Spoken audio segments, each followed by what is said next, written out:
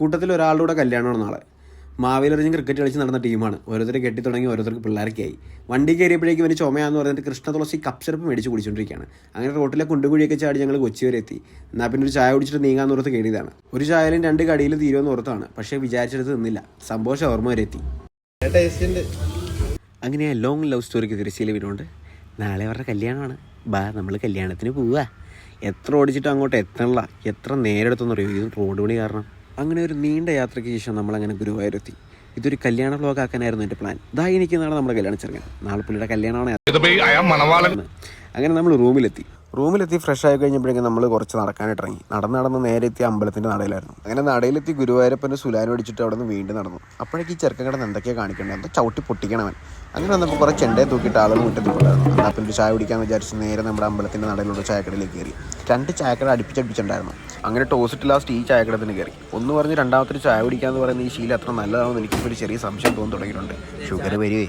അങ്ങനെ ചായയും കഴിഞ്ഞ് ഗുഡ് നൈറ്റ് പറയാൻ നമ്മളെല്ലാവരും കിടന്നുറങ്ങി. അങ്ങനെ ഇന്നലത്തെ ക്ഷീണം കാണാൻ കുറച്ച് കൂടുതൽ ഉറങ്ങിപ്പോയെന്നൊരു സംശയം കൊണ്ട് തോന്നി തുടങ്ങിയപ്പോഴേക്കും ഞാൻ കണ്ടു പറഞ്ഞപ്പോഴേക്കും മണി 7 8:30 വേണം കല്യാണത്തിന് പോകാൻ. ഞങ്ങൾ പെട്ടെന്നല്ല പട്ടപ്പെട്ടാന്ന് റെഡിയായി. കൂട്ടത്തിൽ ഞാനാണ് ഏറ്റവും അവസാനം റെഡിയായത്. കാരണം ഈ പ്രഭാത കർമ്മങ്ങൾ നിർവഹിക്കാൻ വേണ്ടി കുറച്ച് സമയം എടുത്തു.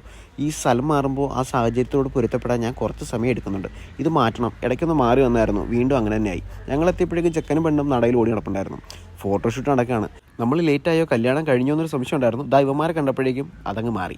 ചെക്കൻ്റെ അനിയന്മാരാണേ. കാല് കൈപ്പറ്റി ചെക്കൻ അങ്കത്തട്ടിലേക്ക് കയറാൻ പോകുന്നേ ഉള്ളൂ. ഈ ഭാഗത്ത് കുറച്ച് ഓഡിയോ ഒക്കെ കയറ്റി ഞാൻ സെറ്റ് ചെയ്താണ് ഈ വീഡിയോ. പക്ഷേ എന്ത് ചെയ്യാം, യൂട്യൂബ് എന്നെ കോപ്പിറൈറ്റ് അടിച്ച് പിന്തള്ളി. അങ്ങനെ എഫക്റ്റൊക്കെ കയറ്റി സെറ്റ് ചെയ്ത വീഡിയോ ഞാൻ രണ്ടാമത് ഓഡിയോ എല്ലാം റിമൂവ് ചെയ്ത് വീണ്ടും ഞാൻ വോയിസ് ഓവർ ചെയ്യേണ്ടി വന്നു. എന്ത് ചെയ്യാനല്ലേ. ഇതൊക്കെ പറഞ്ഞിരുന്നപ്പോഴേക്കും കല്യാണം കഴിഞ്ഞു. എന്താല്ലേ, ഒത്തിരി നാളത്തെ ആ ഒരു മുഹൂർത്തമല്ലേ ഇത്. ഇത്ര നാളൊരു വെയിറ്റ് ചെയ്തിരുന്നൊരു മൊമെൻ്റ് ആയിരിക്കും അത്. അങ്ങനെ കല്യാണം കഴിഞ്ഞു. എന്താ പറയുക, ഇനി സദ്യ എവിടാന്നുള്ള തിരക്കിലായിരുന്നു ഞങ്ങളെല്ലാവരും. അങ്ങനെ തപ്പി കിടന്നപ്പോഴേക്കും ചെക്കനും പെണ്ണും അവിടെ കൈ പിടിച്ച് വലം വെച്ചുകൊണ്ടിരിക്കുകയാണ്. അപ്പോഴാണ് ഇവൻ്റെ ഈ പാട്ടേ ആ പാട്. ഇവൻ്റെ പാട്ടും കേട്ട് ഇന്നൊഴുകി ചെക്കൻ്റെ പെണ്ണെ വിളിച്ച് ദേവമാണ്. കല്യാണം കഴിച്ച് ചെക്കൻ്റെ മുഖത്ത് തിളക്കം കണ്ടില്ലേ. എന്താല്ലേ, ഭയങ്കര സന്തോഷത്തിലാണ്.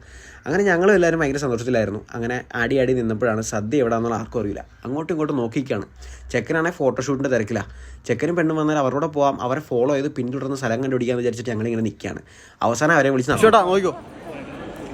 ഈ ഭാഗത്തും സെയിം സംഭവം. ഇവിടെ ഞാൻ സ്ലോ മോഷനൊക്കെ ആയിട്ട് വൻ പാട്ടൊക്കെ ഇട്ട് വൈബാക്കിയതാണ്. അവിടെ യൂട്യൂബ് എന്നെ ചതിച്ചു. Copy right.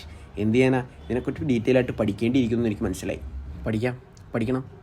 അപ്പോൾ കല്യാണം കഴിഞ്ഞ് ചെക്കനും പെണ്ണൊക്കെ വീട്ടിൽ പോയി. നമ്മളെന്നാ വീട്ടിൽ പോകാൻ പോകണം. എനിക്ക് തോന്നുന്ന കറക്റ്റ് ടൈം ആകുമ്പോൾ നമ്മൾ കൊച്ചിയിലെ ട്രാഫിക്കിൽ പെട്ടു.